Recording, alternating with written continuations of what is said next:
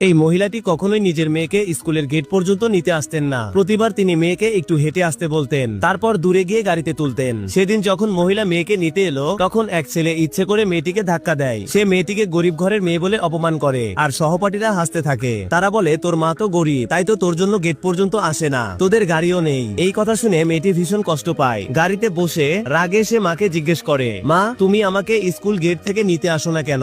মা হাসি মুখে বলেন, বাবু আমরা আমাদের সম্পত্তি লুকিয়ে রাখি। যদি সবাই জেনে যায় যে তুমি সবচেয়ে ধনী মানুষের মেয়ে, তাহলে তুমি কখনো সত্যিকারের বন্ধু পাবে না। মেয়েটি তখন মায়ের কথার মানে বুঝে যায়। এরপর সে ফোনে মায়ের একটা ছবি তুলে বাবাকে পাঠাতে চায়, কিন্তু ভুল করে সেই ছবি স্কুলের প্যারেন্টস গ্রুপে পাঠিয়ে দেয়। ছবিটা দেখেই সবাই সেই মহিলার প্রশংসা করতে শুরু করে, কিন্তু একজন অহংকারী মহিলা, যিনি নিজেকে গ্রুপের সিওর স্ত্রী বলে দাবি করতেন, তিনি হিংসায় জ্বলে ওঠেন। তিনি বলেন, এই লাক্সারি গাড়িটা তো আমার স্বামীর। তারপর তিনি আর কিছু মহিলা মিলে সেই গাড়ির কাছে চলে আসেন, যেন প্রমাণ করতে পারেন যে আগের মহিলা মিথ্যে বলছেন। মহিলা যখন দেখলেন গ্রুপে শেয়ার করা গাড়ির ছবিটা আসলেই তার নিজের গাড়ির মতো, তখন তিনি অবাক হয়ে যান, কারণ সেই গাড়ি চালাতো মাত্র দুইজন ড্রাইভার। তিনি নিজের ড্রাইভারকে জিজ্ঞেস করেন, গাড়িটার যত্ন নেয় কে? ড্রাইভার যখন দ্বিতীয় ড্রাইভারের নাম নেয়, তখন অহংকারী মহিলার মুখ ফ্যাকাশে হয়ে যায়, কারণ সেই দ্বিতীয় ড্রাইভারই ছিল তার স্বামী। সত্যি তখন ফাঁস হয়ে যায়। সে মহিলা তার স্বামীর পদমর্যাদার সুযোগ নিয়ে মিথ্যা বলেছিল যে সে সিওর স্ত্রী। এমনকি এই মিথ্যা বলেছিল যে গাড়িটা তার স্বামী তাকে উপহার দিয়েছে।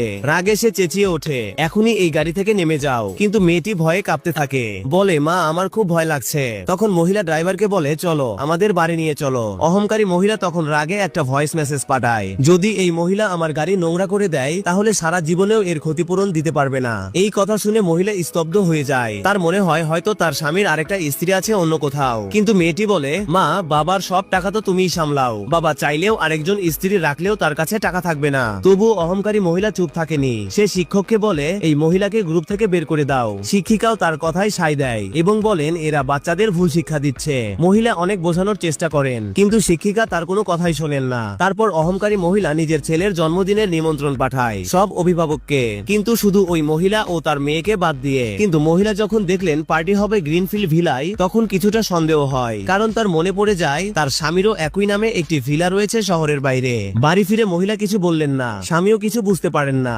তখন মেয়েটি ঠিক যেমন মা শিখিয়ে দিয়েছিল তেমন করে বাবাকে কিছু প্রশ্ন করতে শুরু করে। সে ইঙ্গিত দেয়, আজ কেউ আমাদের লিমিটেড এডিশন গাড়িটাকে নিজের বলে দাবি করেছে। সিও তখন সব বুঝে যায়। তিনি প্রতিজ্ঞা করেন, আমি শুধু আমার স্ত্রীকেই ভালোবাসি। তারপর তিনি নিজের অ্যাসিস্ট্যান্টকে সত্যটা খুঁজে বের করতে পাঠান। মেয়েকে খুশি করার জন্য সিও পরের দিন এক আন্তর্জাতিক ট্রিপের প্ল্যান করেন। সবাই ব্যাকপ্যাক গুছিয়ে প্রস্তুত হয়ে যায়, কিন্তু খারাপ আবহাওয়ার কারণে ফ্লাইট বাতিল হয়ে যায়। তখন মহিলা সিদ্ধান্ত নেয় মেয়েকে নিয়ে গ্রিনফিল্ড ভিলায় যাবেন। ওদিকে অহংকারী মহিলা নিজের স্বামীকে, যে আসলে